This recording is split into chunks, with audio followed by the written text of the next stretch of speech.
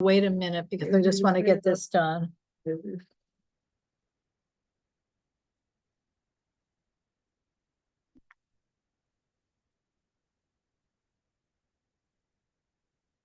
a minute, because I just want to get this. Are you letting him know? Now I'm letting him in.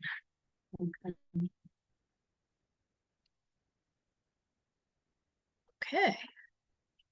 But we still have 3 minutes. Yeah.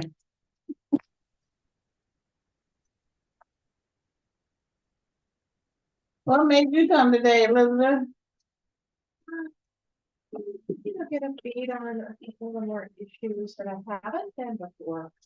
So You can be the next homeless liaison. Well, she's got environmental, that's hard enough. Yeah, I know, that's true. Environmental, especially with that stuff on the ballot. But What stuff on the ballot? I Yeah. was like, no more for you to say Yeah, that. what stuff on the ballot? What is it, Republicans before, talking about more, $10 billion? Yeah, I mean, come It's on, like, what stuff on the ballot? that is so much stuff. the school bonds. Yeah, two, yeah. Yeah, two. That's Well, another and $10 billion. And I have to say, I'm not gonna say how I feel about each of these, but all of the ads on 33, 34, 35, we can't discuss, we may all have different opinions, we're not political. Which But it's one? 34, 35, 33, 33? 34, and 35 Yeah. all night long. Yeah. If I wake up at 4 in the morning and turn the TV on all morning long, I mean, it's just one ad and they'll play one, then the other, they compete. It's Halloween house, come on in.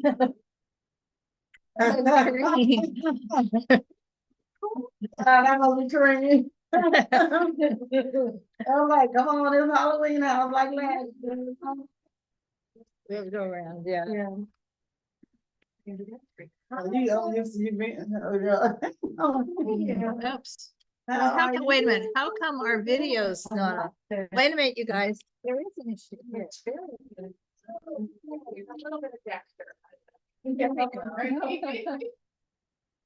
Let's see if that makes a difference. Oh, I hate I didn't get a Okay. chance to. Huh. Well, Mhm. video phone. It's not very good. So happened now. Well, at least it's on, but it's not good. Okay. Videos. Roger's here too. Yeah. Okay, so you're gonna need to wait a moment because I need to. Settings, because there's something wrong with setting. Oh my God, I forgot to print out the homeless. Can you put the loss of that over for me? And see what the homeless count numbers. I wanted to talk about that. Let you do that part. Hi, Roger. We're trying to deal with some technical. Why is my name UNNC? No, the room is UNNC. No, it comes Good up. evening, good evening. Good evening.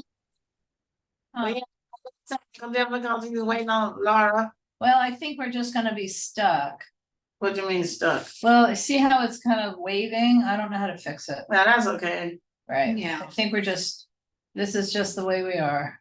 Okay. And it is 7:01, so if you want to start. I am. I'm trying to see who's up there, Jabbar. And who? Us. Yes. Okay, it is 7:01 PM and someone's entering the room as we speak. Welcome all. We are here for the October meeting, Yeah. 2024. Yes. Another year has gone by. This is amazing. So, and we're still talking about homelessness. Yeah. In a way, we've always talked about homelessness. We have a lot of solutions and a lot of things to do to get to those solutions. But I'd like to welcome everyone, and we did call the meeting to order at 7:01 PM. And so thank you all for attending, and I'm sure more are coming as we go along. What's the red up there? Up here, Yes, it's where I stopped the share, but I'm not stopping it until you've okay, gone through the agenda. and then okay, Stop. that's what I thought. Yeah. Okay, so Roger, what's your time look like tonight? Where did he go? I am here till 7:30. Wonderful. Okay, that sounds good. And are there any general public Oh. comments after you review the minutes of the agenda? Okay, should I just stop the share? No. Let give them a chance to look at it. Oh, we do have a change. Jess is not speaking tonight. It's supposed to be Barbara Wilson for mental health hookup and the discussion of homelessness with in regards to seniors. And Barbara's here. And Barbara just logged in. Okay. So Barbara will be the speaker tonight, talking about mental health hookup or mental health in general Mhm. and senior homelessness. Mhm. So we have a lot of that happening. Depends on who you are. You're a 55-year-old senior, a 62-year-old senior, which are the two top numbers that are on most people's applications and most people's radar when it comes to age for apartments and senior living is either 55 or 62 and up. Yeah. So So should I stop the Yes. share? now we'll stop the share and we'll have any general public comments that is not on the agenda. Any conversation that's not on the agenda. We'll talk about some numbers from the homeless count later, and I'll look at that really quick. And see where we are in the community. And you all are aware that Supreme Court made the encampments illegal now. Although it's supposed to have been immediately, so immediately was about a month or so ago now. And so I don't know if we can make a statement that we've seen a major difference yet. But I do see areas around the city where the mobile homes are gone. Oh. So in some areas and the areas are cleaned up, but I see the areas where they've taken them away, I still see the trash there. So I don't know what process the city is doing as far as the cleanup. So I guess when the mobile homes move, they leave the trash. Mm. And then I don't know how long after the city goes and picks it up. Maybe Roger, maybe you can tell us about that, maybe when you touch on your update for us, Which is okay? the next time. Okay. Yeah, this is the next item, as long as no one has any public comment that's not on the agenda. Jamar, no public comment? No? What it is here? Okay, we'll go ahead and do his part.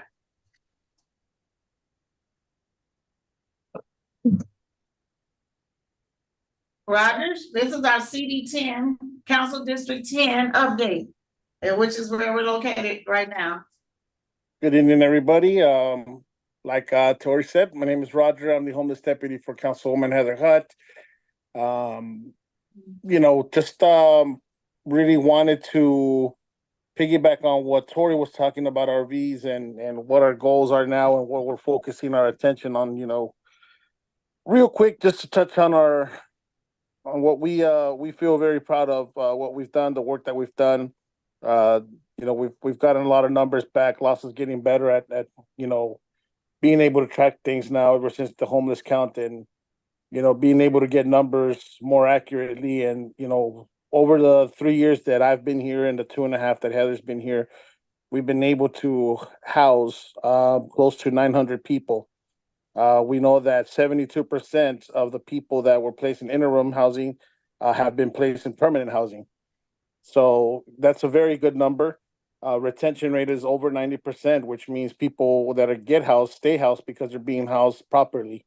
And that's credit to our outreach teams. That's credit to our approach to homelessness, which is a services first approach, which means, we're not out here trying to sweep the problem away. We focus on really going out and saturating every single resource possible to every person in an encampment, because every person is different at encampment. So, we were able to up the number from last year to 36% more people being put indoors in our district alone. So that was another good number. So, overall the numbers down throughout the city. In our district, it's down exponentially, and we're proud of that work. We hope to continue that work. Um, Having said that, from encampments, we're moving over to RVs and putting the same kind of attention.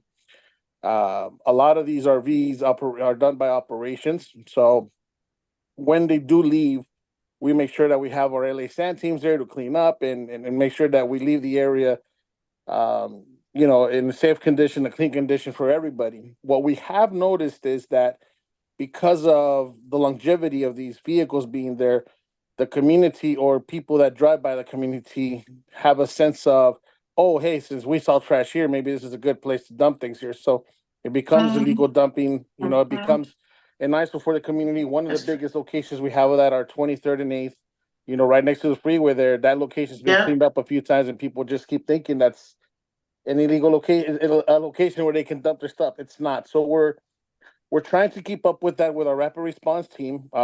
We do have a dedicated number for that I can share with you, Tori. I don't have it with me now, but our rapid response team can respond within 72 hours to any mess. Faster than LA Sand can. We're trying to do that as and it's been working. We fill out our dumpster that's outside our Western office every day. It's getting picked up every day, just with the amount of trash that the neighbors are able to report, and we're able to pick up quicker. So if you see that, Tori, give me a call, and I can get the teams out there within 24 to 48 hours to pick up that trash. Okay, that sounds good, because I have it. Yeah, and as far as homeless encampments go, the largest concentration of encampments are in Koreatown. The one south of the 10, we have our ones and twosies. And it's people that we know have a difficult time understanding their situation because of their mental health. It's not people that are, I would say, problematic or perpetuating. Go ahead. I'm sorry, Tori, were you going to say something? Yeah, we have a little noise. But it kind of tuned you out for a moment there. So what was the last thing I said? Sorry. Something you started in south of the freeway, and I think we well, you're talking about 8th by the freeway, the dumping. Yeah, and then the dumping, and then some of the encampments over on the Caltrans property, and that seems to be the biggest issues we have left now. Luckily we have a lot of resources that we can offer out there. So, if, like I said, when it comes to trash, if you see it, give us a call, give us a ring, send us an email. We can get it taken care of. And as far as encampments go, we're pretty proud of the work that we've done out there. Like I said, the largest concentration of encampments seems to be in K-Town, and we're little by little trying to do the work there as well. Okay. And earlier you had mentioned a percentage of something. What was that as far as the removal of the RVs? The removal RVs, we don't have a percentage of that. The overall percentage of the people that we've placed indoors, 72% of those people have been permanently housed. The retention rate, that means people that stay housed, the percentage of that is over 90%, which is great, because that means people are being placed correctly. They're not just being housed to be housed. Exactly. So, and then the other great number that we saw was a 36% increase in people being moved indoors compared to last year. So that means there was more resources available. There was more people willing to come in, and more people being placed correctly indoors. So, like I said, a lot of work's been done. A lot of work continues to need to be done, and it's overwhelming at times, but it's work that we've been able to find resources for it and get done. And I think in probably the best manner possible. We have a lot of districts reaching out and asking how it's done, and it's all a matter of the kind of work that they're trying to put in. Okay, so that 30% that is moved in-house is part of that 72% placement. So the 72% is overall, right? Right. So let's say 18% of those people are still waiting to be placed permanently. 36% is, just unsheltered people overall. So, we took them from the streets indoors compared to last year. So Also, yeah. a rate placement, Mhm. okay. Okay, wonderful. That's good. So that's within the parameters of the 10th only, right? Or you Only got the 10th, yes, only the 10th. Okay. We don't Okay. we don't compare to other districts because every district has different demographics, different challenges. Okay, who's on, excuse me, Roger, who's on I iPhone? turn them off. I know, but who are they anyway? Well, Let me see who they are. Right. well, now we have to unmute, Oh, they have to do it? apparently. Hmm. Okay, Yep, whoops, sorry. I thought you was able to do that. Well. Okay, we can Roger, use them, but not mute them. okay, Laura, you had a question for Roger? Yes, I do, Roger. We do seem to still have a persistent encampment, although it's moving a little bit at now 15th and St. Andrews. Yeah, that's her biggest challenge right now. So, I mean, but what's being done? I mean, they burned down a house. I mean, I recognize the house was gonna be demolished anyway, but they, burned it down. Yeah, they had an electrical fire on the 3rd floor. Oh, That no, one, no, not multiple electrical fires. They burned it down. well, I was there. I was involved with the whole process of getting the house turned down and demolished. Uh-huh. Daniela and I worked closely with the owner to get it taken care of. We had 15 families inside. We had another 10 outside. So we were very involved. We went in there with LAPD. There was one single fire, according to LAFD, that was an electrical fire on the 3rd floor, which was inaccessible. The rest of them were just fires trying to people to stay warm. The house was extremely cold, even outside. So, it was the owner was completely unaware of what was going on. He's out of state, but when contacted, the owner moved swiftly to get the property demolished and secured. Now, the people left Well, out there. I want, Roger, I'm gonna interrupt. Go ahead, So Laura. that's such a different story than we got at the planning and zoning Mhm. meeting. Because the owner was on Zoom with us multiple Mhm. times. And had originally agreed to, because remember, this is one of the original mansions, the outside looked like suck. But one of the original mansions in the neighborhood and had originally agreed to essentially salvage the historical house parts. Yeah. So they would not end up in landfills, and then basically said that the people were so scary that, and that he kept repeatedly sealing up the house with, metal gates. Yeah. So Well, that doesn't jive at all with what you're saying. The- If Yeah, there's- I mean, you could have gotten living another there, story, but- Laura. Like, people stuff- people do different things in front of different crowds. When we Exactly. approached him, we Yeah, approached him with LAPD and the slows and the Exactly. captains. His tone was different and it moved quickly. right, It moved quickly as far as outreach. It moved quickly as far as getting the teams out there. Again, I'm not saying that what you're saying isn't true. I'm not going to get into that. I can only speak to what we saw and what was done. right. And I know that we made a pair of phone calls with LAPD and we offered our help. We told them what was going on. We guaranteed the safety of everybody involved, and that's what happened. It was Right. very uneventful. I think the Right, but biggest the hurdle people there are was still on this, but those people who were in the house are still on the street there. half of and- them are. There was a total Yeah. of 30 people. And what There's- I'm hearing from neighbors is it's really scary to walk around. okay, it's always scary when somebody sees somebody homeless, they don't take the time to say hi or say anything. But Yeah, And and the to add first to that, time I they can- see first I time they can- see a fire, it's the homeless fault. When you're telling us it started on the 3rd floor as an electrical fire. Yeah, So- and then the rest of the fires reported were, that the officers went in there, they saw just people trying to stay warm. That didn't lead to bigger fires. So if people saw fires going on, it was just the homeless trying to stay warm at night because that house was huge and cold.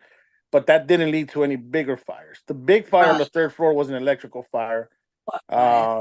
So So they lit fires in the house. in the house to stay warm, yeah. Okay, so it could be both. Stop to stay warm. That the stay warm part is to me is an excuse or a forgiveness. Let's just say they did that. Okay, Elizabeth, he's not saying that they started, he's saying they went in there to stay with one, he already said it started on the I third just- floor to 15th. It could be both. Could be both. Okay, There's so never be gonna one be, clear. the fact is, the house is gone now. We're, That's the fact for sure. we have a report with the people that are left over. Everybody else who left either accepted shelter the day of the demolition or decided to move on, or the other ones that stayed there are mostly older people. There's a few Latino men, two women, an African American gentleman with a dog who are being engaging with the outreach teams. A lot of them are working on getting their documentation ready, getting some kind of income ready. The mayor's office is aware of it. We're trying to get hotel rooms for them. Good. I don't know the timeline of that, but it's already on the mayor's office radar, and that usually moves things pretty quick to address that encampment. Okay, if you don't get an answer in the next 10 days, you need to call me. As far as, Placement. yeah, I don't For know if it's gonna be housing. 10 days, but I'll give you the updates as soon as I get them, because once the mayor's office gets involved, they take control of these things. Well, let's hope. Yeah, I I mean, don't that's find all out I'm about the saying. operations till maybe the day of. That's how the last 3 operations have gone. They keep things very close to the chest. Which is fine, as I long know, as it yeah. gets done, as Yeah, long as it so gets done. they're involved Right. now, and that's where we stand. And again, the outreach teams are out there twice a week, following up with appointments and all the other good stuff. Okay, is it safe to say that the majority of them are seniors, or are they families? It's safe to say the majority of them are over 40. The young people that were there were arrested the day of the demolition. There was an operation. I guess I'm able to speak about this, but there had been an undercover operation there brewing for months. When we were there to the operation for the demolition, we were asked to step aside. An hour later, undercover cops showed up. They took about 3 people that were dealing out of that encampment. And that was the end of that. So the people left there now are basically the people that have been there from the start, and weren't involved in services, weren't on the radar of these service providers, and that's changed now. So a lot of them are getting document ready, and yeah, they're on their way. So we're So getting there. Roger, and then the other thing I want to say is the house had somewhere between 18 and 40 occupants. Well, Meaning Like people I who- said, Laura, he yeah, said- Laura, no, before this. Before this, It yeah, had but actual people who were paying rent Mhm. and or for that matter, not paying rent, but at one time we're paying rent. I don't know what happened during COVID, Huh. but the person who sold the house somehow emptied the house, maybe threatening their immigration status. I mean, I don't know. Oh, And so this fella that you were dealing with says he bought the house vacant. It was not vacant when it was put on the market, but my larger point is when people cause a property like this to become vacant and people, whoever they were, lost their homes. I mean, I don't know where they went. It wasn't these people, but they emptied the house, turned off the lights, turned off the power, did all those things. It just created a situation where Mhm. homeless would move in. And we really need to have a policy shift on that as well. It should not be legal. Well, it isn't legal to just empty a house of tenants, but even if you do, it should not be legal in effect to turn off the lights, to turn off the gas. I mean, in other words, property owners need to maintain their properties. And that's one of the things we were talking to this owner about, and he was saying, oh, it's not my fault. It's like, well, it is your fault. You own it. yeah. You should have put in a caretaker. You should have kept the lights on and should have kept it occupied. Oh. Even if you're keeping it occupied with someone who's an employee rather than a tenant, because the intention was to demolish, but not in this manner. Well, No. under the circumstances, Roger did say there were 15 that were inside the house and 10 that was outside that was left. I understand, but what this became a place they could go Right. once the people who were paying rent left. And that sounds like what happened. Right. So Right. we just gotta know that it no longer exists. We don't know why. It could be multiple reasons. And just, that's the way it is right now. And so that's why the community has to take responsibility for what goes on their street. Cause Right. I can't be everywhere, Roger can't be everywhere. No, I'm not blaming. No blame. I'm blaming policy. Policy should be you're not allowed to vacate a house. Well, yeah, Yeah, I but mean, if it's sold, it's sold, and you if you you're don't know. not, well, then the Yeah. buyer should have taken responsibility. Right. In other words, there should have been a law that's enforced. There is a law about abandonment, Well, but it's never enforced. So Yeah. anyway, well, that's something you should bring up, the actual law that exists, you Right. know? And that's something we can work on, right, you know? right. So, Okay, with no further. Thank you for your help on this. I just. What else is exciting and creates a discussion, Roger, that you have? I get it. In your last 7 minutes here. Go ahead, Roger. I get it. I mean, these are always good things to talk about. This is always good feedback. Like I said, I don't take Well, things you as a know, person. I don't take these things as an attack. I take them as Right. valid concerns and things that should be talked about. I do see a lot of abandoned places that, you Yeah. question why are they in use? Is it, Right.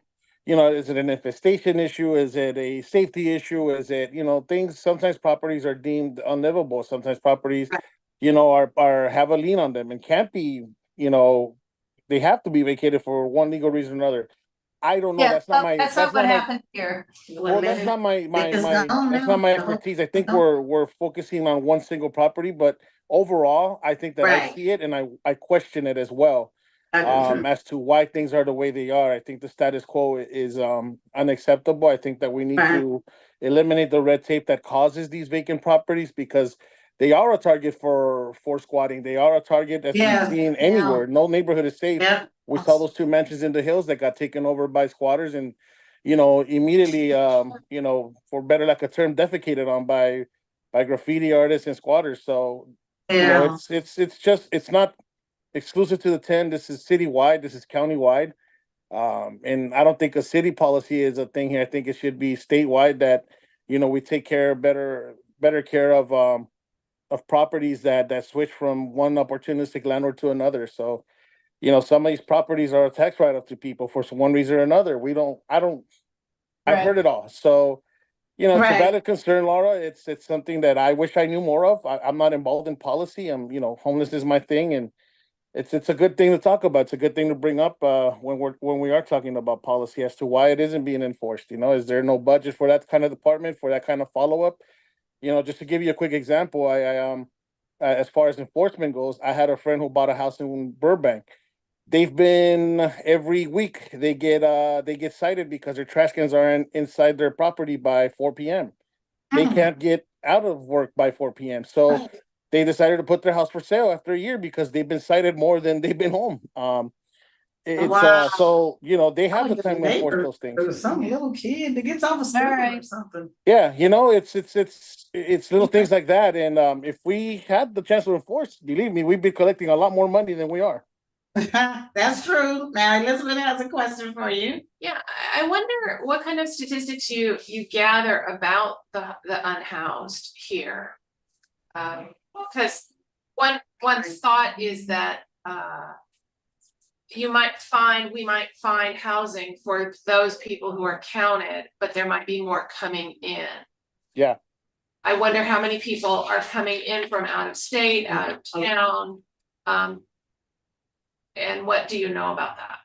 Well, there's not a lot. There's not when the outreach teams go and do the assessments. There's no questionnaire that says what state are you coming from? When did you come here? Right. I think that a lot of that is left out of the questioning, so it's not necessarily being tracked. I know when I was doing case management, that wasn't something that came up unless they didn't have a birth certificate. Then we would have to go to the state where they were born to get their state certificate. But that didn't necessarily tell me they came from that state and they came homeless from that state. So should we be asking that question? Yes. Do we know it's happening? Yes. But is there a statistic on that? Not from LASA. Not that I know of. But that's a good question though. Yeah. Another thing is, if you know that there's dumping going on at a particular site, it's ongoing dumping. Why does sanitation put a camera on that? Why doesn't that become an object of enforcement? It's a lot of money I'm- to put a camera up. Yeah, It's a lot of money to put Yeah. yes it is, because somebody It's has a to lot of monitor money, it, yeah. and you have this, and you gotta have 3 shifts at least. And yet, Yeah. and yet, if one a particular corner stayed clean for a while, then you think that you suggested that it gets messy because it keeps getting messy. It's But just, it's up, We it's up just- to we us. we continue to clean it up, that is taxpayer money, cleaning it up without enforcing or stopping the dumping, just like we're gonna continue to pay for housing and provide services without knowing if people are coming in out of state. just like the Um, streetlight issue, if a camera gets damaged, that money went to waste. It's gonna tear, it's gonna take a while to get that camera fixed. Then you have dead cameras on the street, basically Right. serving no purpose. So Right. it's an ongoing problem. I mean, we're getting, But I'm gonna add you to know, that, we're- Roger. go ahead. The camera is not necessary really, because the dumping is not gonna stay there. If we as citizens would utilize 311 more, I have done it Yeah. and I back a check and it's usually gone. Then we would take more ownership of 311, but- once it's cleaned up, there's no need for a camera. We're holding accountable everybody but the people who are dumping. And they're saying there's no way to enforce our anti-litter laws. Now, I've seen along on Washington, I've seen people from businesses walk out and put their business trash I've seen that. in the thing. Now, we know that that's illegal, but And I'm just saying that until everybody's pitches in, it's like those of us who are given our day, our evenings for a meeting are the ones who, I don't know, we just pay, so I feel like a sucker sometimes. I gotta be honest. No, What you you're and me, saying no, is no, the I camera is agree with it. expensive, and once No, the and I dump. agree with her. You and me Doesn't- both. We're out here. We're trying to do the right thing. When I have an old sofa, I make sure that I take my pictures. I do my 311 reporting, and the next Right. thing you know, I wake up in the morning and someone's dumped 10 more things on top of my couch that I get the Right, proper that's steps for now. true. And then now I have to do their job for me. But I think that we have to create a consciousness. I think that Yes. we gotta not if we see it, go up to the person and kind of explain, hey, there's a process to do this. I think that Right. education is key. I Right. find myself doing it a lot with homelessness, and I do find that once people know what homelessness is about and what approach we have to homelessness, people understand more and are more patient and a little more empathetic to the issue about it. But I think if we create more consciousness about what Tori said, the 311 program, and how easy it is and how effective it is, I think people would be more we'd eliminate a lot more of what we see. Yeah, I think Yeah. what people see now is, hey, I know that shit gets thrown away there, excuse my language, and it gets picked up, so maybe I should just take it there, and whoever problems that is that person's problem. So it's not the best way to do things, but I think we can change it with being proactive in our neighborhood and educating people on how to do it. I know that I learned why, because the neighbor next to me, she manages a building, and constantly I asked her, hey, where does this trash go? How do you get rid of it? She taught me how to use the 311. And back then you had to call 311 and make a report. right. So with the cell phone now, it's in your hand. It's the 2-3 step process, and you're done. And on your trash day, it gets picked up early in the morning. So, it's unfair that we have to be a lot more proactive because we know about these things, but I think it makes a huge difference once we're engaging with our neighbors and in our neighborhood, and we teach them about these things. Yes, indeed. So that's one thing we use this platform for, is to inform people on how to do these things, like LA Hot, 311, Mm-hmm.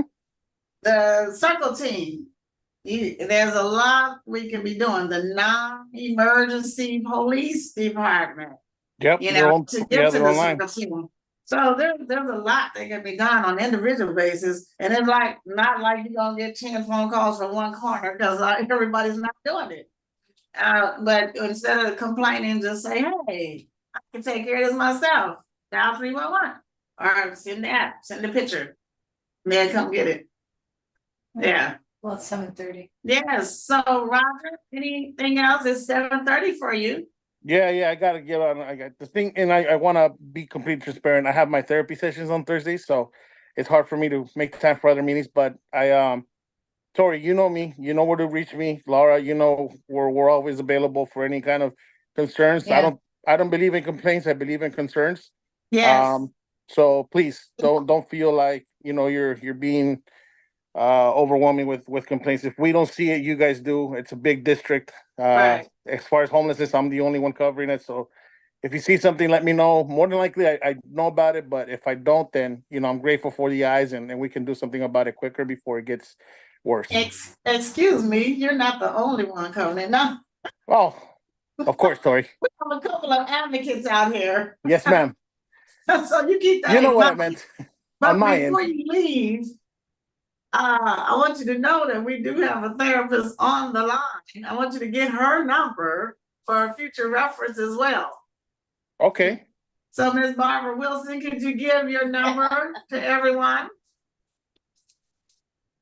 Thank you. Yes, I will. My name is Barbara B. Wilson, and always put the B in because there's a lot of us Barbara Wilsons, and a lot of us Barbara Wilsons are also therapists, and some of us are African Americans. So always put the B in.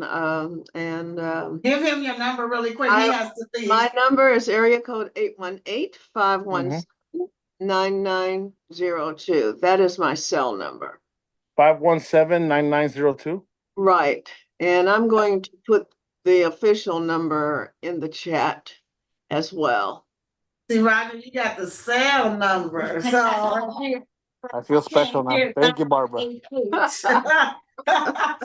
can't get 988 in a crisis. I have very little of those, but no, thank you all. Thank you. Thank you for the update. I love it. All right, and Tori, let me know when the next one is, because I know the next one falls during Thanksgiving holiday. So Yeah, so we moved it to the 21st, okay, and it'll be the prior Thursday. the Thursday before Thanksgiving. Third Thursday instead of fourth Thursday. All right, let me put that on my calendar now. So Yes, that we're well please aware. do. Please do. Same right. link. Okay. Thank you, everybody, for your servitude. Tonight. Thank you for your servitude, everybody. Thank you for being concerned citizens. We appreciate that. Oh, thank you. And you have a good relaxation session tonight. I will. Thank you. Thank you. Bye-bye. I want to thank you, Roger. I wanted to speak to the iPhone person that's there and unidentified. Feel free to unmute yourself and let us know who you are. We would appreciate, we like interaction. So in the meantime, we will introduce Ms. Barbara Wilson officially from the Mental Health Hookup, and she has some news probably first about senior homelessness and what's happening with that. And I'm gonna see what the numbers say on losses end too, as far as those over the age of 55. Mm. Okay, no further ado, let's give Barbara Wilson a hand for joining us tonight. Thank you so much for the invitation. And my head feels like a pressure cooker right now because I just spent 3 days in Northern California at the California Behavioral Health Planning Council, which is a policy shop basically. And I always go up and going for like 10 years now. They have some standing committees, and one of the standing committees is housing and homelessness. So that's my passion. It's an unpaid. What was the name of the organization again? California Behavioral Health Planning Council. Used to be California Mental Health Planning Council, but they changed their name. Right. You know, one of the reasons I go to that is because I believe very much in having people have access to a range of housing. I call it a continuum of housing. Right. And, so a lot of discussion was about Prop 1 and how it's going to be implemented, how is it not going to be implemented, la la la la la. So that's why my head is just kind of. Yeah, I can imagine. I brought home a lot of reading material and Oh, there's a Nikki here. That's my daughter's name. So, Uh-huh. Hi, so Nikki. I'll just give you a little bit of background for me. I'm an old fart. I've been around, I've been in almost every phase of psychiatric social work. I started out, if anybody ever saw the movie One Flew Over the Cuckoo's Nest, that is exactly how the hospitals used to look when I started working in this field. So we've come a long way, and sometimes I have to remind myself of that when I get frustrated and feel like we're not moving fast enough, because I don't think we are. And so to your point about, I'm always interested in listening to the discussions about homelessness. And at the same time, there is like no crossover, I want to say, between topics.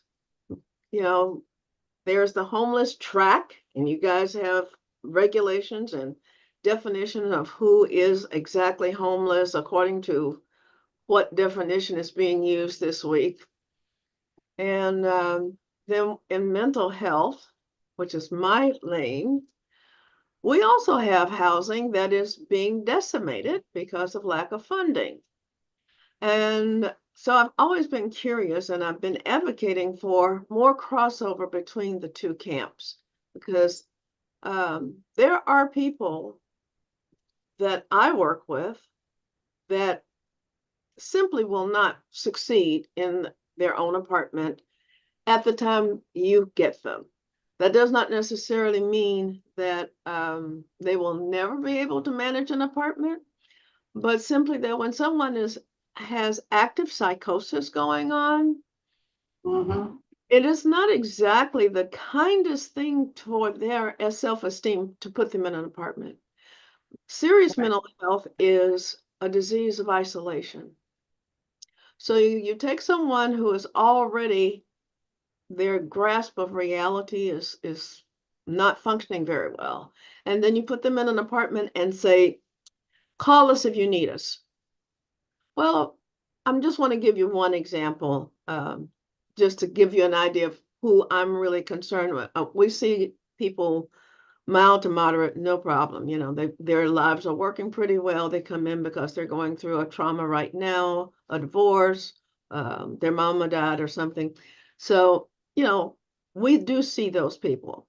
But my passion, and the reason I drove all the way to San Jose for this meeting, is because of my passion. And that is, I work, let's just say the average person who comes to me is a mom. Let's just say she's 60 to 85 years old. Maybe she has 3 children and 2 of them are doing fine. They're living their lives, they're married with kids, you know, minivan and all of that. And then there's this one that never really got it together very well.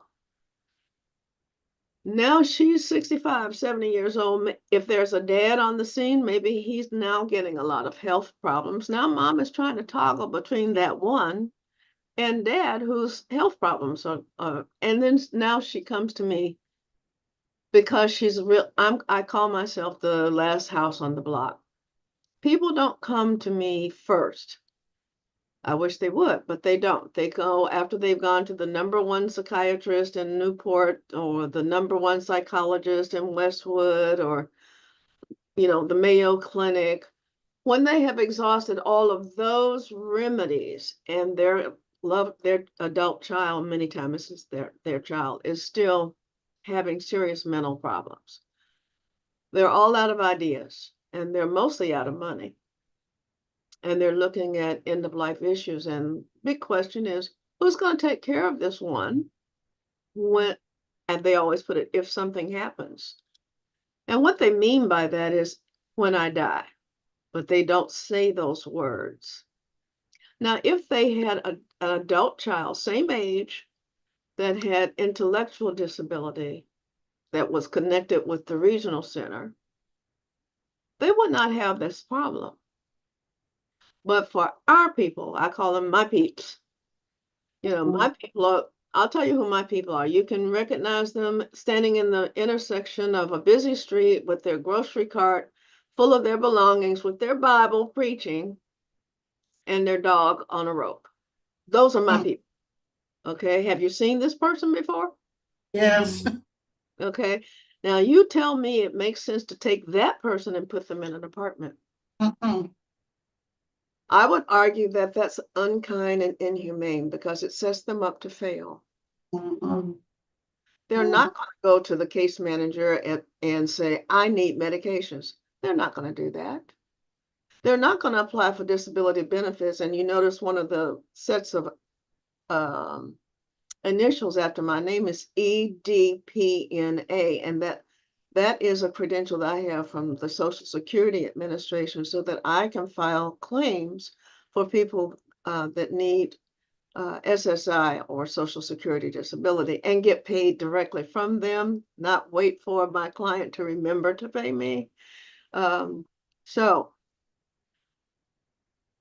we, in my opinion, need to have an alternative source of housing. In the past, that has been licensed adult residential facilities. Because they only get $46 a day to provide 3 meals a day, 2 snacks, 24-hour staffing, laundry, housekeeping, 2 to a room, medication management, lock, store, and secure medications and administer it by the dose. And if you've gone to any licensed facility, you know that they also do other things like cigarette management, money management. You know, they do a lot of functions, lotioning people's back because they got dry skin. All of that on $46 a day. So many of them are closing. So at the same time that the homeless sector is looking to grow resources for people that are unhoused, we are losing facilities that already know how to provide services to this demographic. And all because they can't function, they can't meet the requirements of Title 22, which is Welfare and Institution Code. And so they either close, they age out, they change populations, so they keep their license, but they won't take our people, or they sell. So like on the west side, I think we have almost no facilities left that are licensed. So when I'm co-chair of Service Area 2, which is the San Fernando Valley and Santa Clarita, and I don't know what service area you guys are in. We're 6. You're in 6. Okay, so you're south of the 10. Right. So south of the 10, you have a lot of small licensed boarding care operators that are 6-bed facilities. That's the majority of what you have in your area. Many of those facilities are closing, or they're changing populations to regional center, the court system, office of ODR.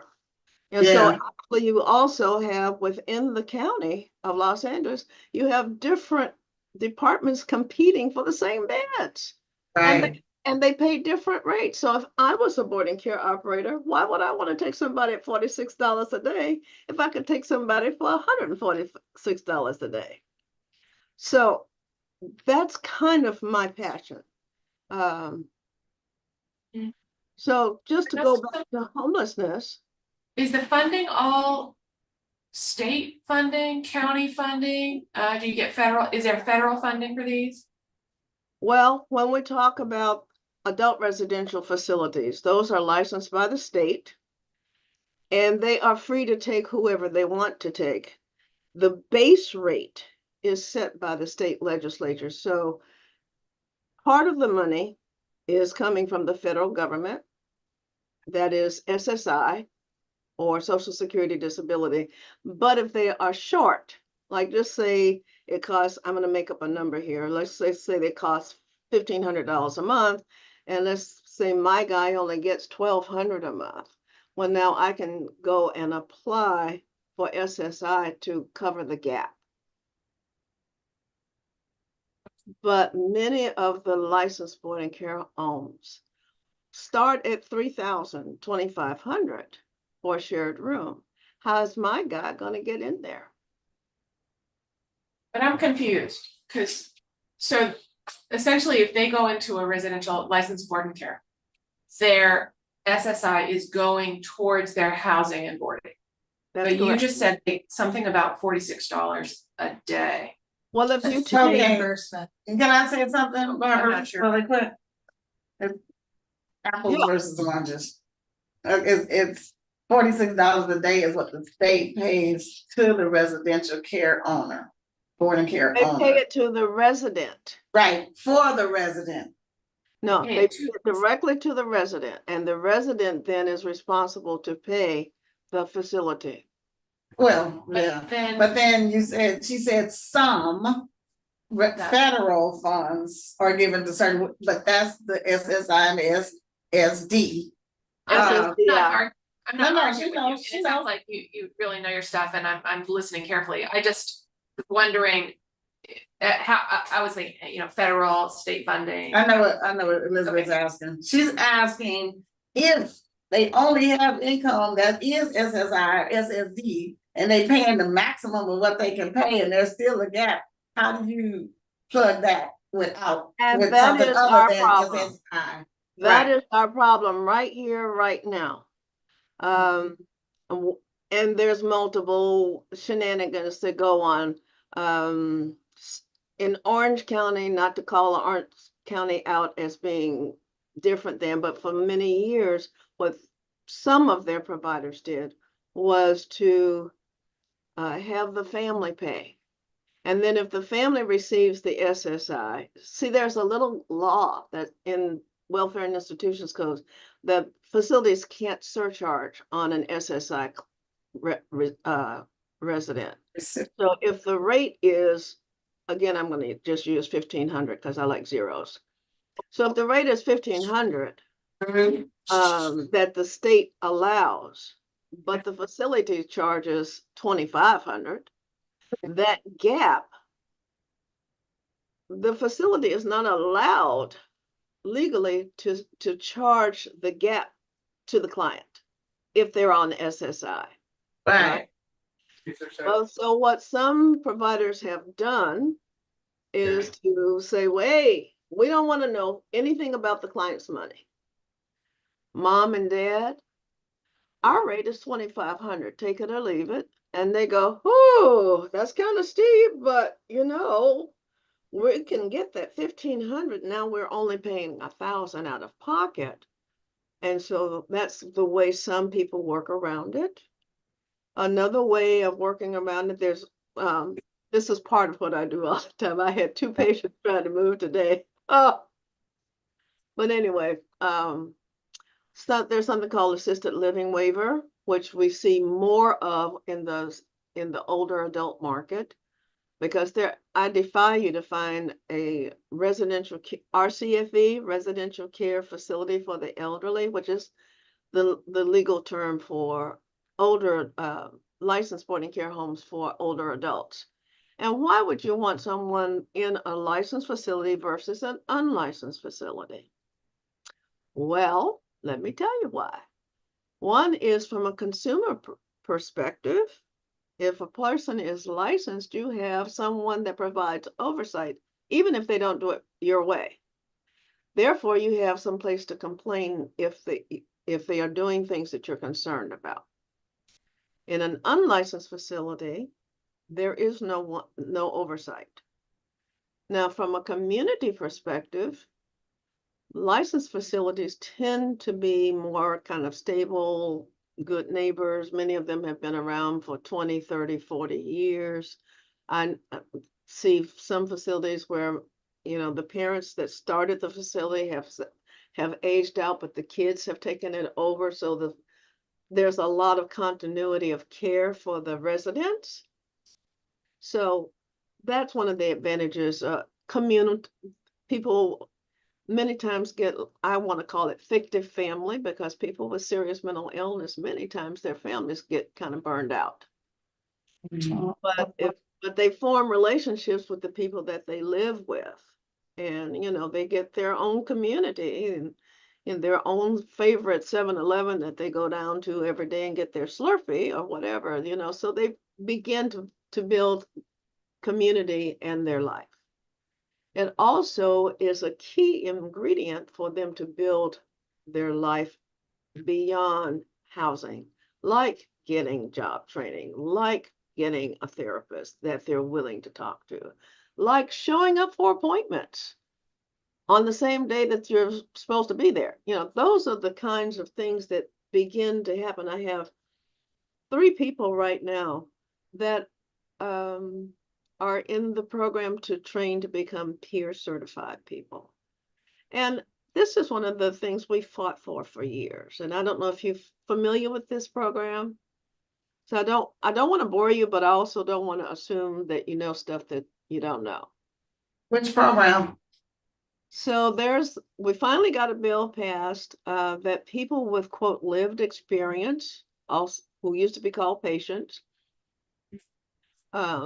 could take classes and take a test and become certified to be part of the mental health treatment team, now calling the behavioral health treatment team. And they will get paid. They are getting paid. And they have their own career ladder so they can get promoted. So they can become more middle class. They can get hired by the county or the courts or an addiction program and get, feel like I am somebody. I'm getting paid. I have a badge. I have health insurance, and those jobs require that the job provides accommodations for their disability. So if they're having a relapse or they're having an episode, they can't get fired just because they had an episode. So that gives them a certain level of security. So right now I have 3 people in training for those positions. But I'm really looking to see how we can collaborate, because I am just positive that you guys get on the homeless side of things, people that really are struggling with reality. Am I mistaken there? Yeah, I don't. She's not mistaken. No. Not at all. Okay.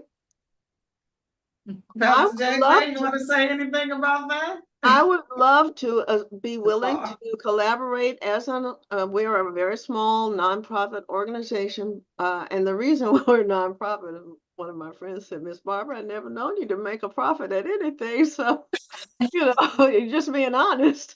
But we can assess those people and try to place them in an appropriate level of care. The problem that I keep running into from the homeless sector is that if they accept placement in a licensed facility, then they are no longer eligible to get the voucher. Is that true? That's more than likely true. Are we talking voucher meaning Section 8? Well, section whatever, 8. Well, if they're actually housed, then yes, they're no longer homeless. So it depends on what the definition again is and what they will and will not allow. I called one of the girls last week to see if she could pop on, but they've been inundated with all of this requests for vouchers opening up and going out to the community, informing them of what's what. So I didn't get a chance to talk to her yet. But more than likely, usually when they are in or have a roof over their head, then that's not considered homeless. But you also have another definition in another agency that says if you don't have a utility bill in your name. So they all vary in definition of homelessness. But did you want to say something, Kareem? No. That was one of the things we talked about last week, was this movable, what we call the movable definition of homeless. Movable definition of what I would like, affordability. Well, I want to say the movable definition of who's eligible for vouchers, because it didn't used to be that you had to be homeless to get a house. Exactly. Yeah, I mean, you were either eligible or you weren't. Right. And it's based on income, not whether or not you had a roof over your head. Exactly. Well, So- that has everything to do with the annual cutting of the budget to HUD. Yeah. Right, Well, those, but, we were starting to see homelessness in the early 90s. I was volunteering at some place called Tent City. That was east of the Harbor Freeway, off of Slauson. And at that time, I was saying, you guys don't even know who you've got here. It was at a church, and I'm like, you don't know. Some of these people might be eligible for benefits, but you don't know who you got here because there was no process to register people or to, do right, anything with them. But we were already seeing homelessness. right, So homelessness among adults with mental illness in the 80s. So it's not a new problem, it's just now it's in everybody's face. right, Mhm. right, And because of that, it's gonna take this is just Barbara's belief now, not speaking for anybody. But just like the way we got here was the steady withdrawal of federal funding, I think the way back to solving homelessness is federal money. I don't think the state can have enough money to solve the problem. I don't think the county or the city is going to be able to solve that problem by themselves. It's going to take federal dollars. And you're yeah, right. I can remember in the 80s, I used to have a little side business because I made so much money as a social worker that I needed a side job. And one of the people in my unit was a mom on welfare. And she had an apartment. She raised her son in that apartment. She was a single mom. She had very little money, but they lived in that apartment until her son was of age. And it was because she had a voucher. So, show you the difference. I went back to school uh, in the early 2000s because I went through a divorce and didn't know what to do with myself. So when I don't know what to do with myself, I go to school. And I met a woman who was a new mom. Her son was an infant, and she put her name on the list for a Section 8 apartment, both with the city and with the county. Now, to get a Section 8 apartment, and I want to tell you, not only did she graduate Cal State Northridge, I think in 2008 or 9, but that little baby is now going to Cal State Northridge himself, and she still doesn't have the Section 8 apartment. So this is how federal policy affects real people in real time. wow, wow, that's amazing. Well, did you want to say anything about that article about senior homelessness? There are a lot of articles coming out about senior homelessness.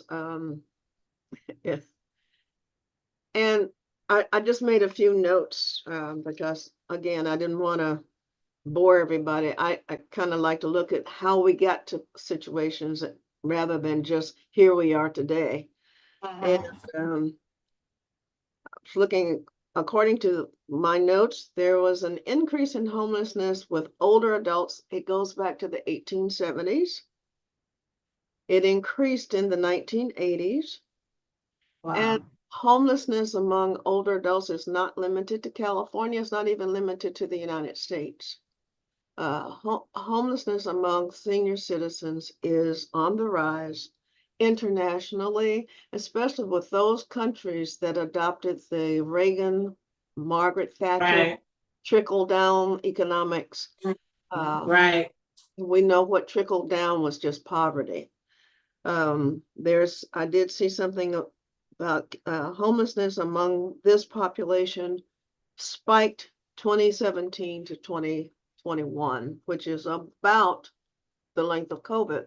And what we saw was, again, I'm going to hammer on the need for federal funding, because even though the programs that were put in place by FEMA did not meet their goals, but it did make a noticeable dent in the number of people that were out there in the streets. And when they pulled that money away, we saw the increase come back. So that to me is living proof that federal dollars is what we really need to clean this situation up. But I also would like to see more collaboration and more creativity in how we use those dollars. And that's what I'm hoping will come out of Prop 1, is that we need more funding quickly. We need, because licensed boarding care homes are on life support, those that are left. They're on life support. Right. And so now we have something in the mental health section or the behavioral health, behavioral health now, the reason of the name change is because it's including substance abuse. So if you have somebody with substance abuse that also has serious mental illness that is also unhoused, to me, that's not a person that needs to go in an apartment as the first step. To me, that's a person and now we're going to have something called care court that's already operating. So the thing about care court is anyone can make the referral. It does not have to be law enforcement or a mental health counselor. So the family can make a referral.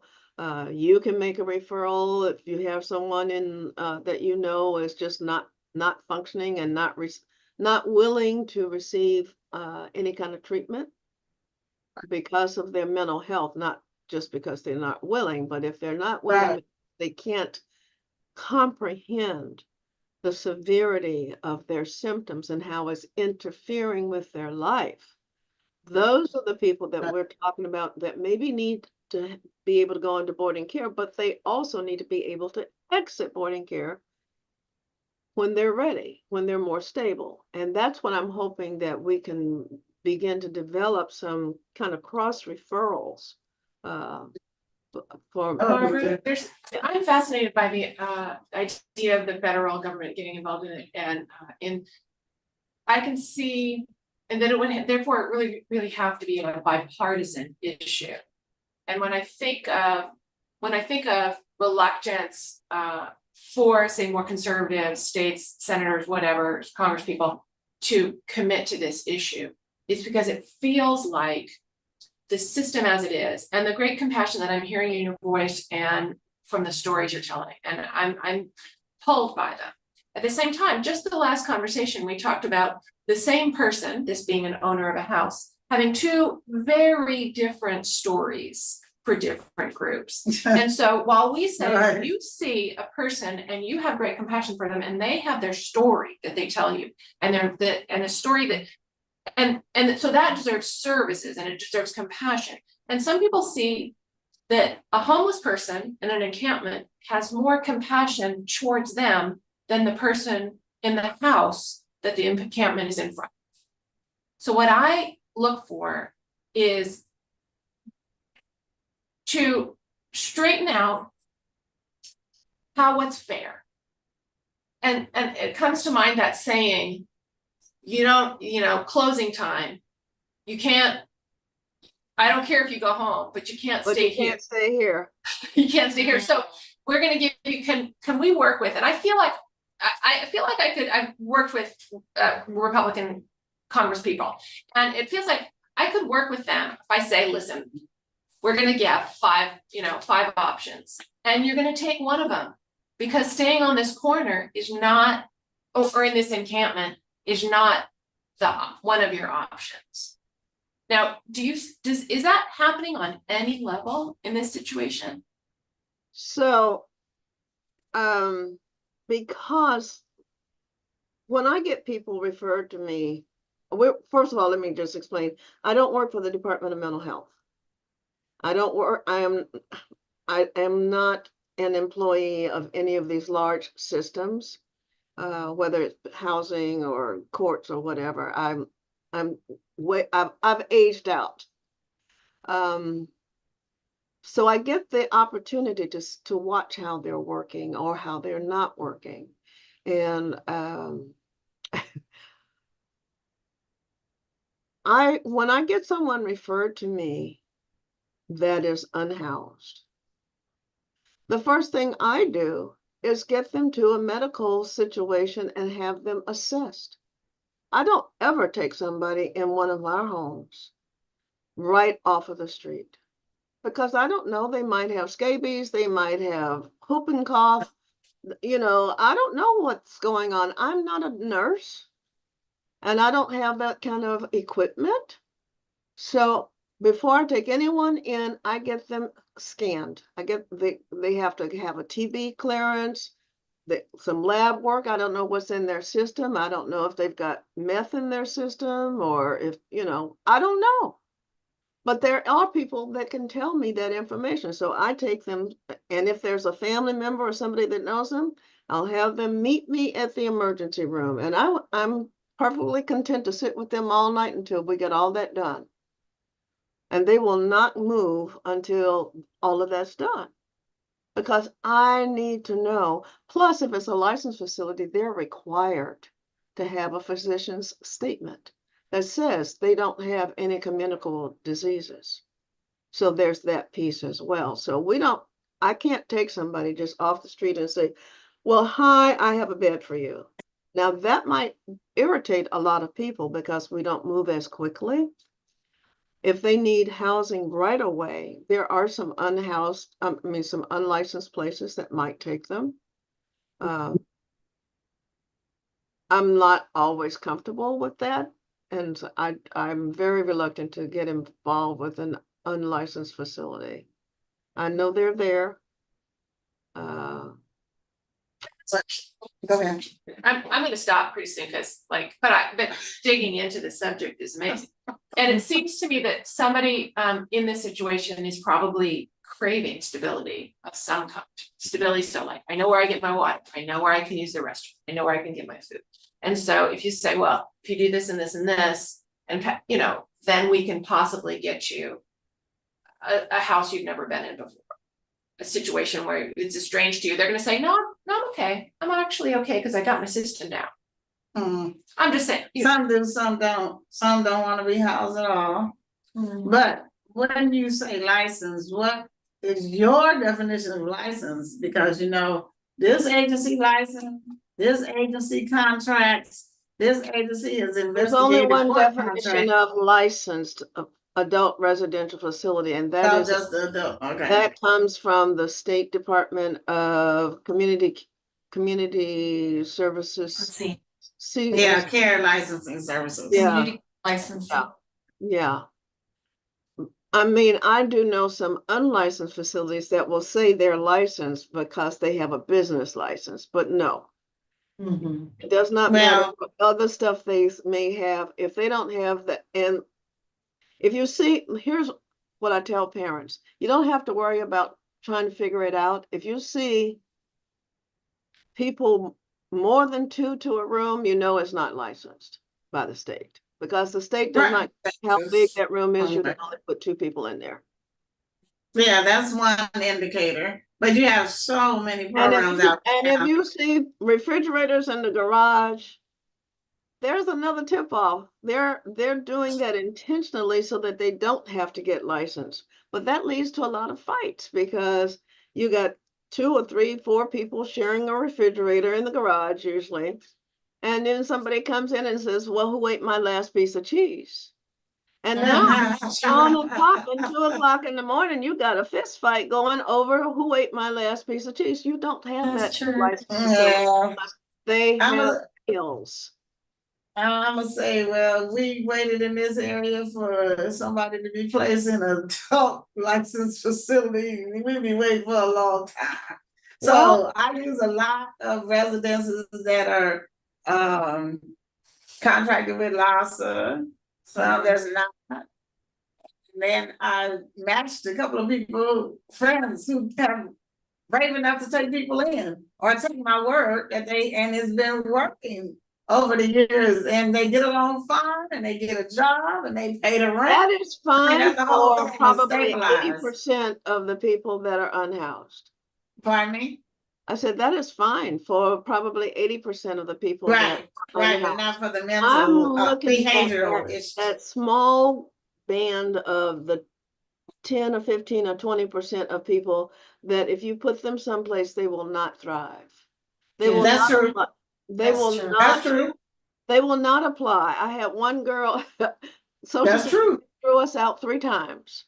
And They were nice about it, but you know, they said, we're not in the business of forcing you to take money. And she said, well, I don't take government handouts. You know, and Ah, let them know she felt that she had been raped by President Obama and she wasn't going to. oh my goodness. Now, fortunately, you know, the staff was like, yeah, you guys come back when you want to apply. Right. Move on, you know. When you're really ready. Those are kind of my people. But Yeah. so, you know, I don't know, there are other programs like Share, for example, that Oh, yeah.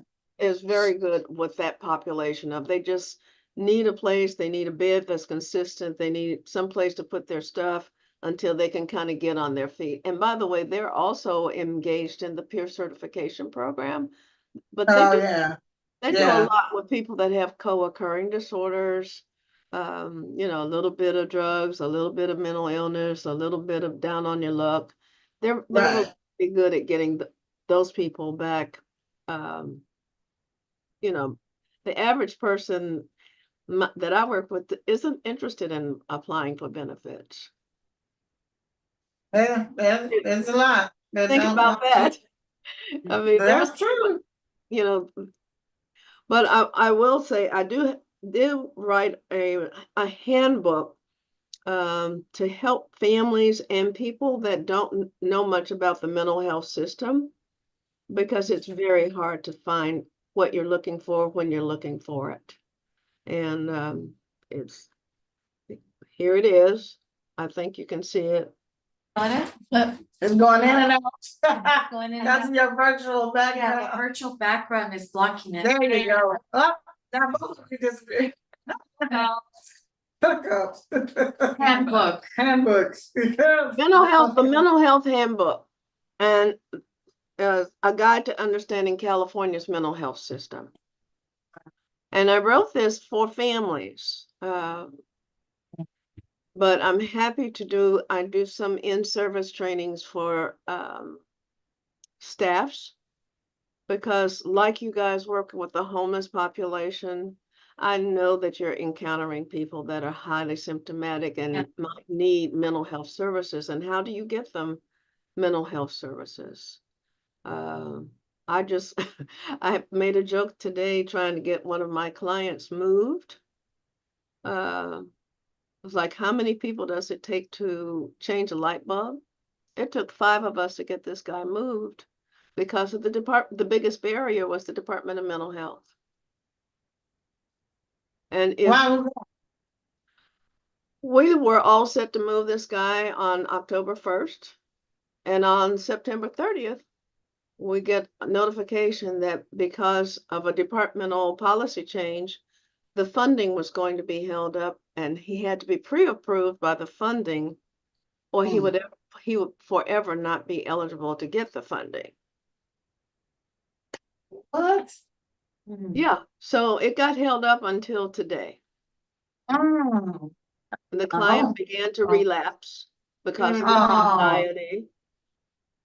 So, you know, and it was all just so unnecessary and cruel. Yeah.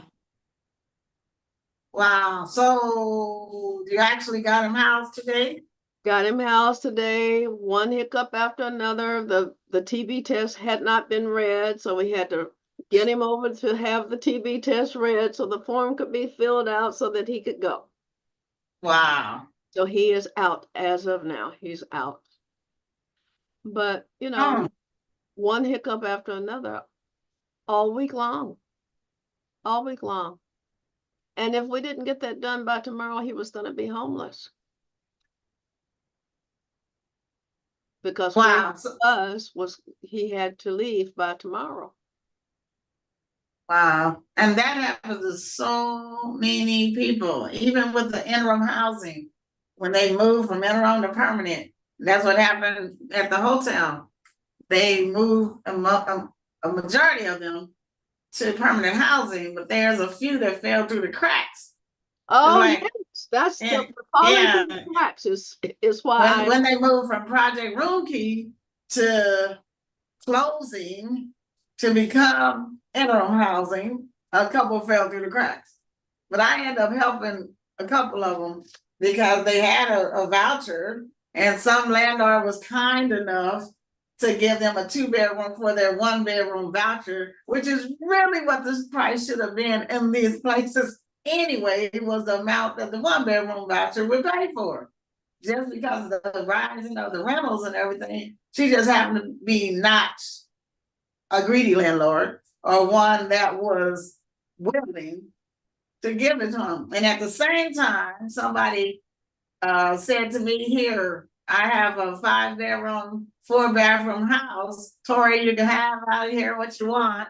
So I furnished her whole apartment with that house furniture and then some. So it's like things just fall into place when they fall into place. But I'm just saying, there's so many that fall through the cracks just because they may not trust this person or this person to work with or this person to work with. Then they're back on the street again. But that makes no sense. You sat in this hotel for a year and a half or 2 years. So that was one of That is what I do. Garcetti and Bass. That navigating piece, even though the county has their navigator and, you know, Kaiser has a navigator, because I also work with people in the private sector. Right. And here's a little something for you to chew on. You know, the Kaiser is the mental health people are going on strike again, right? Again. Because their mental health workers are constantly concerned about the huge caseloads and the lack of access. All right. Now, one of the things that is going to be coming down the pike to you guys is people that have serious and persistent forms of mental illness have always been served by the county, and the private sector has mild to moderate. You know, that's going to change. And managed care will be taking on providing care for people that have serious mental illness and addiction disorders. Okay, so you're saying the county is going to deal with the mild to moderate diagnosis? No, the county is probably going to always have severe, but it's not going to be limited to the county. It's going to be expanded to the managed care organizations. Okay. Well, Kaiser also accepted Medi-Cal. A lot of people don't know. Well, they've always accepted Medi-Cal. They just didn't. They never advertised it to the public. Well, they always put a cap on it. Right. They took so many from Medi-Cal. But you know, Kaiser is the big granddaddy of the Medicare Advantage programs. Right, Medicare. But I'm speaking Medi-Cal. When I was in the press conference, they was making a big to-do about the Medi-Cal. So they're augmenting and enhancing some of their services. So I guess it'll be let out to some of the public pretty soon. You are going to see it more and more and more under CalAIM. More and more what? You're going to see more and more HMOs. They're going to be announcing that we're now accepting Medi-Cal. Right. Also seeing it with addiction programs. We're now accepting Medi-Cal, where they never would have accepted it. Right. Right. Okay. So that's happening more and more. Okay. Okay. Well, with Pastor JJ, did you have any questions? Did you learn a whole lot? And Green said she did. Well, you know, God is good. You guys are actually, I'm glad. You know, I'm whip beat because I've been running since 6 this morning. But I'm glad that you got. I think my second meeting was with you, and then I went to your graduation in the middle of the day, and now I'm back tonight. But I'm glad I got on because that is some. I got some good information, and I want to be in and Mary B. Wilson. I've seen your book. In one of my settings, I can't figure out which one of them was. But there's so many that you have. So many. I'm all over the place, and I always last 35, 40 years. We're close with right now. Basically, I'm actually doing a lot of work with Holly Mitchell's office on that when they come out with mental health and Right. and actually doing, and we see me starting a caregivers collective that I'm really excited about too. That I want to get. I want to talk with you a little further, a little in depth, at a later time also. But yeah, I'm glad I got on, and like I said, look forward to actually connecting with you. Okay, you get a number out of the chat? This group. Yeah, I got the number out of the chat. Okay, wonderful. Okay. 517-9902. Okay, well, we're gonna close if there's no other questions, I'm gonna put concerns. You can order the, did you get that book? I think I did not put the website, so I'm just gonna put that in here. Okay, you can say it out loud while you're typing. mentalhealthhookup.org. So that is our website. Okay, so mentalhealthhookup.org. And maybe we are Pastor David can have you speak for him one day. Okay, well, I thank everyone for this evening. Next month we'll probably go over more on the the numbers of what's out there with the seniors. For senior shelters, I'll give you a telephone number, you guys. Write this down. It's 800-304-7512. So that's just another number amongst many for shelters. What is the starting age of a senior? Well, that's a good question. They will tell you, they're usually 55, but for a shelter, it should be 55. But they will tell you on any given day, whatever it is that day, or whatever shelter's available, if they have any restrictions on age, but it shouldn't be. It should be 55 and up. So that's just another resource. Who's that typing? What's that right there? Oh, that's from Barbara. What's that saying? It's just the website for our nonprofit mentalhealthhookup.org, but the G ended up on its own line. No, it fixes itself once you enter. And the mental health handbook. Okay, so just save that whole. So later, at some point, it should be on YouTube. But Laura has to leave us, and we will all have to leave us. Yeah. And we're in the haunted house at the South Seas house now, and we're all gonna leave. It's 8:24, and we'll have a wonderful evening. And thank you all for joining. Thank you so much. Thank you so much. Thank you. Thank you, guys.